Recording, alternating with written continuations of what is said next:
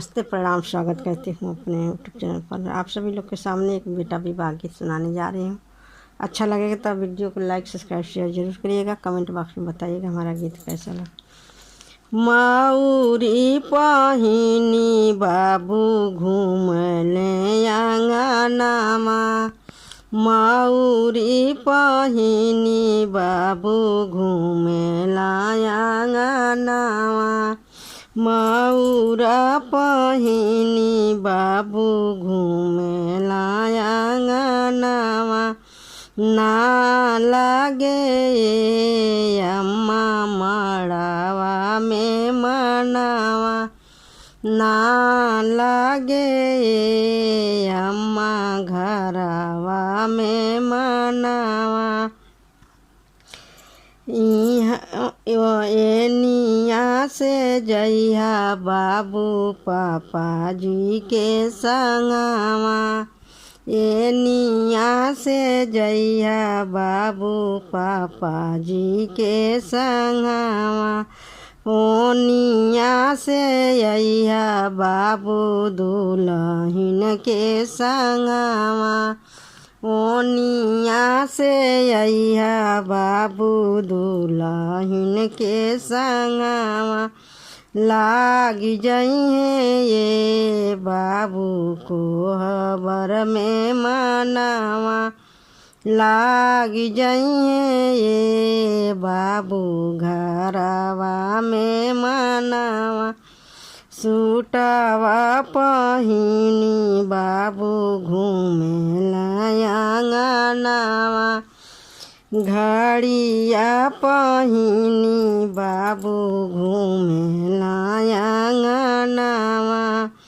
सूटवा पहिर बाबू घूमेला आंगनावा, चनावा पहिन बाबू घूमेला आंगनावा, ना लागे चाची घरवा में मनावा, ना लागे चाची मड़ावा में मनावा,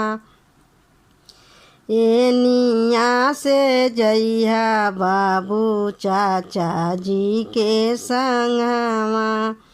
एनिया से जइहा बाबू चाचा जी के संगवा, ओनिया से अइहा बाबू दुल्हन के संगवा,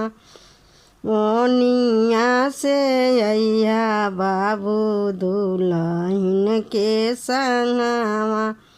लाग जइहे ये बाबू को हबर में मनावा, लाग जइहे ये बाबू घरवा में मनावा, मोजावा पहिनी बाबू घूमेला आंगनावा, जूतावा पहिनी बाबू घूमेला आंगनावा, ना लागे ये बुआ घरवा में मनावा, ना लागे ये दीदी घरवा में मनावा, एनिया से जइहा बाबू फूफा जी के संगवा, एनिया से जइहा बाबू जीजा जी के संगवा, ओनिया से अइहा बाबू दुल्हन के संगवा, ओनिया से अइहा बाबू दुल्हन के संगवा, लाग जइहे ये बाबू को हबर में मनावा, लाग जइहे ये बाबू घरवा में मनावा।